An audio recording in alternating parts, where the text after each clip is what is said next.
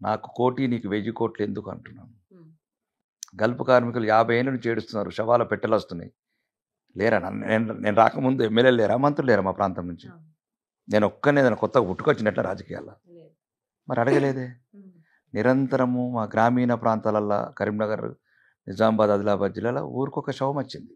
ఉమ్, ఒక్కొక్క శవం సంవత్సరంకి వచ్చింది. సంవత్సరం.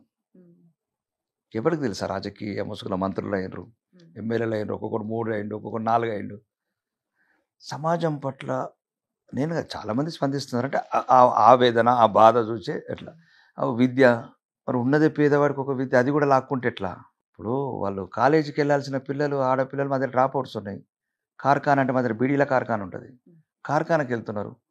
ఉమ్, కళాలు పట్టిన చేతులు కార్ఖానాలో బీడీలు చుడుతున్నాయి. బాధ అనిపిస్తుంది. 21 సెంచరీ ఎక్కడికి ఆధునిక యుగము, 5G టెక్నాలజీ, వందే భారత్ ట్రైన్లు, ఐఫోన్లు, ప్లాస్మా ఎల్ఈడి టీవీలు, ఇంత చైతన్యం వచ్చినప్పుడు మేము ఏదైతే 50 ఏళ్ళ కింద చూసినామో పల్లెలల్లా, ఇప్పటికి అవే పల్లెలు, అవే మట్టి గోడలు, అవే బీడీ కార్ఖానాలు, అవేటితోనే క్యాన్సరు. అంటే రాజకీయాలు అంటే మరి